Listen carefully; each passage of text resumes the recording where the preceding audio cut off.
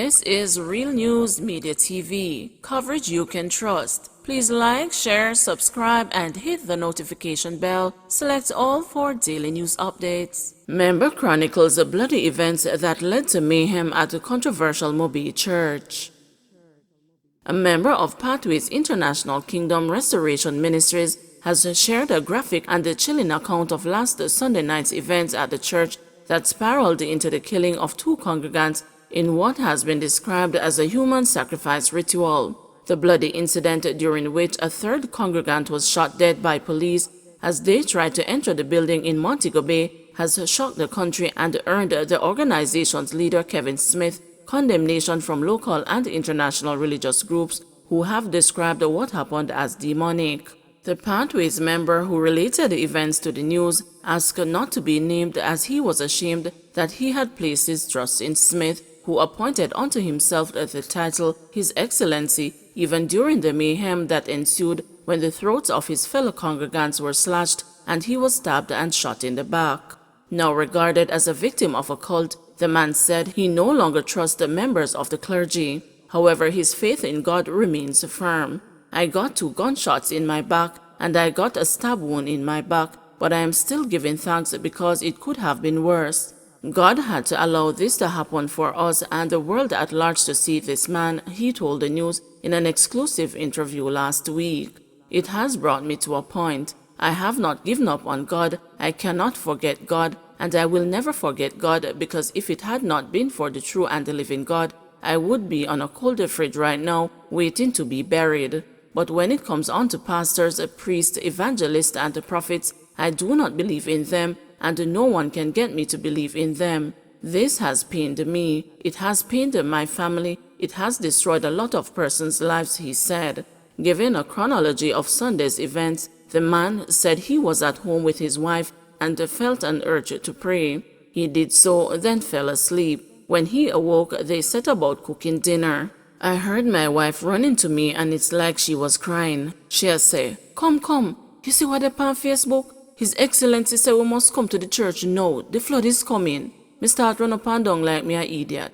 Me run go get a pullover and I got this green pants and I pull it over my yellow shorts as I was running out.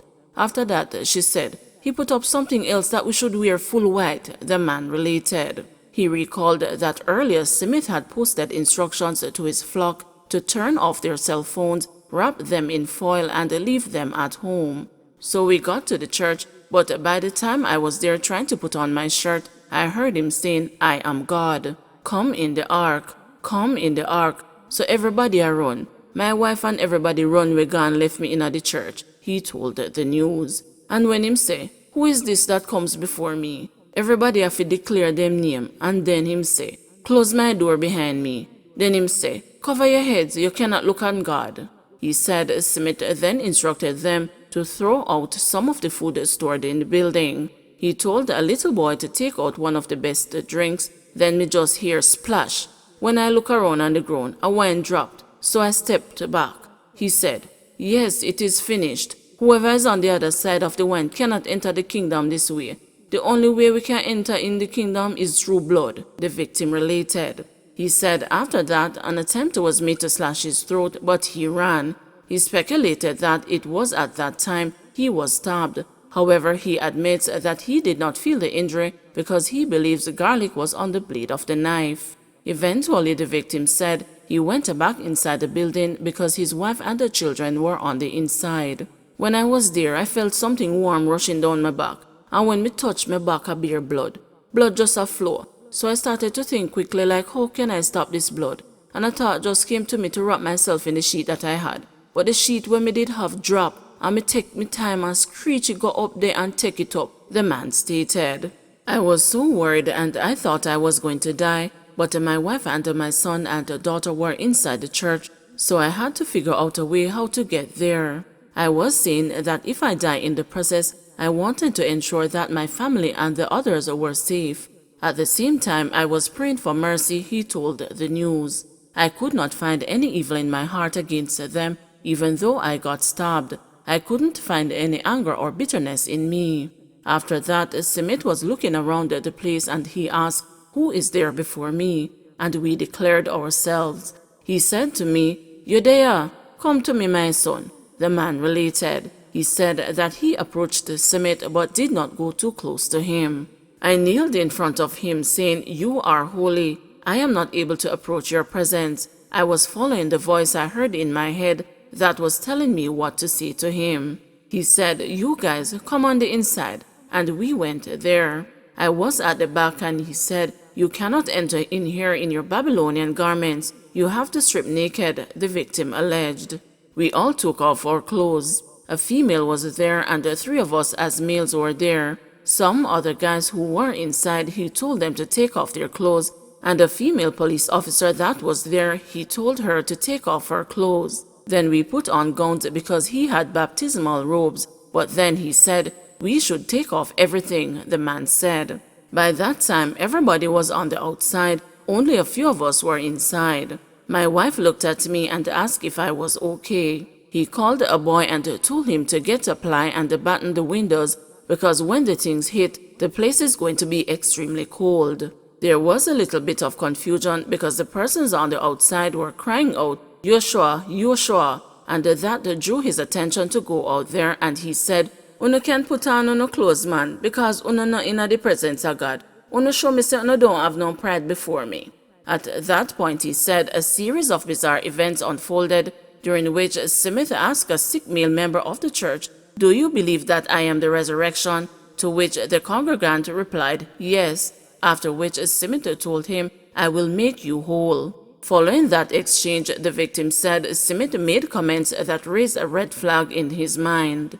But at the same time, I could not move because everybody was still rooting for this man.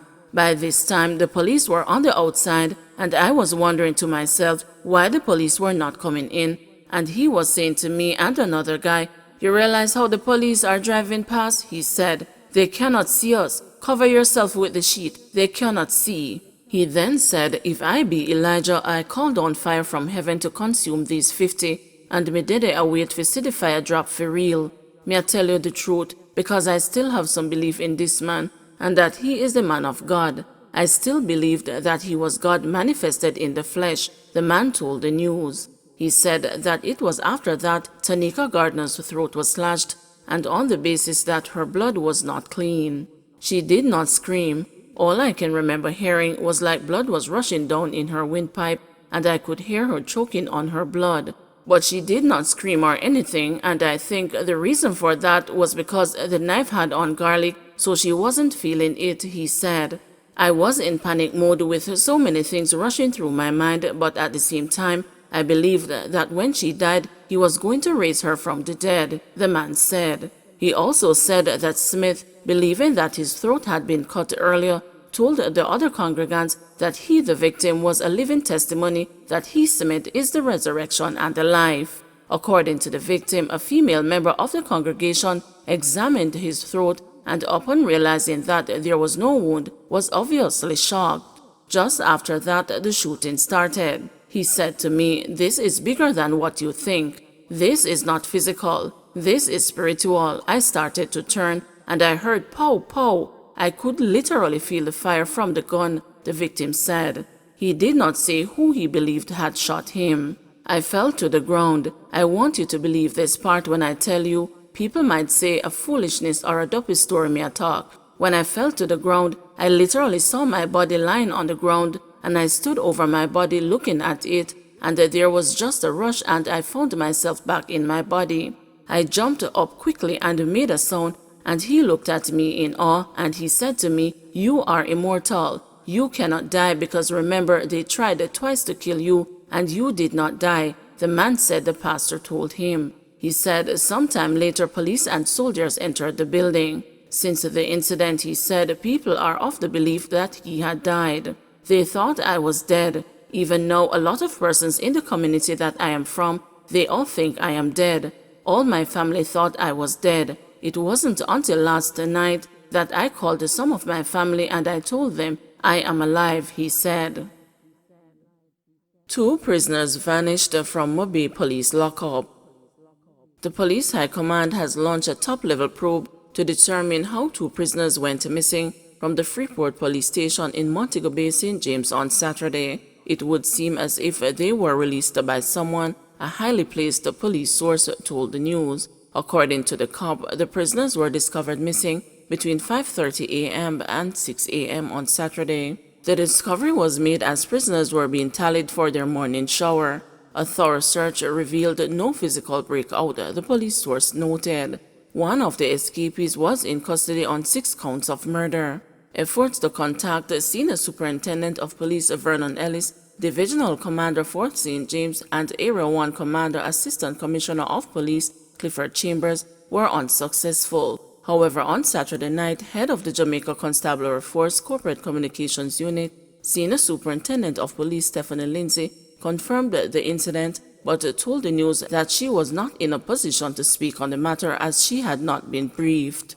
The atmosphere was gloom at the Freeport police station on Saturday. When something like this happens, it affects everybody, not only those who were on duty, because it could have happened to any one of us. But I am just coming on duty, so I don't know, a sub-officer on duty said. What I can tell you is that the policeman can be at work today and something like this happens, and you are on interdiction or suspension tomorrow, just by being there.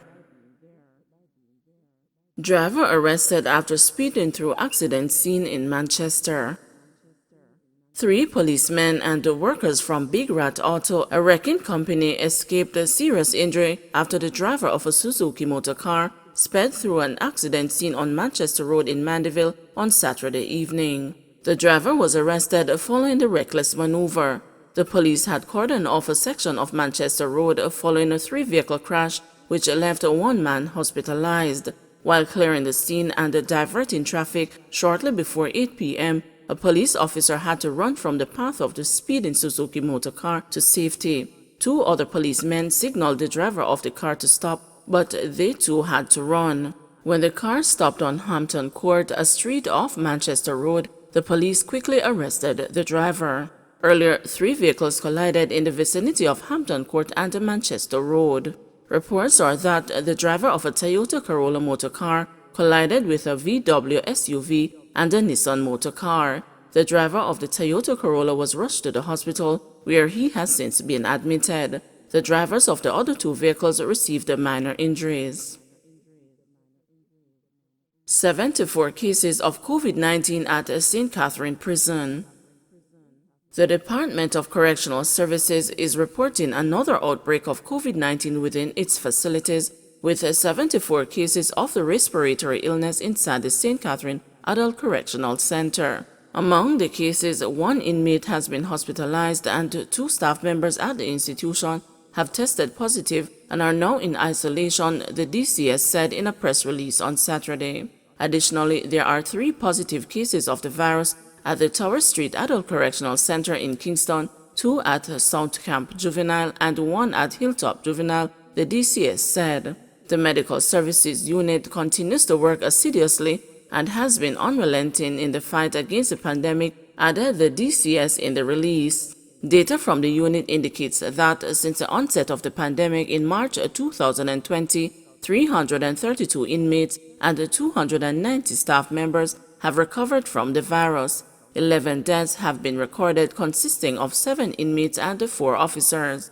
Meanwhile, the DCS said it has implemented additional COVID-19 measures to reduce and prevent the spread of the virus following published guidelines from the World Health Organization, the Centers for Disease Control, and the Ministry of Health and Wellness. Institutions were placed on lockdown, cloth masks have been prohibited, and the surgical mask distributed to inmates and officers and rotation of officers have been suspended in some instances. In addition, all inmates and staff of the DCS have been offered vaccines on multiple occasions, the DCS said, adding that it will continue to enforce measures previously implemented, including temperature checks for all persons entering the institutions, hand washing and sanitization stations, along with the provision of thermometers and sanitizing agents at all institutions. The DCS said in collaboration with the Public Health Department, it will continue swabbing exercises within the institutions.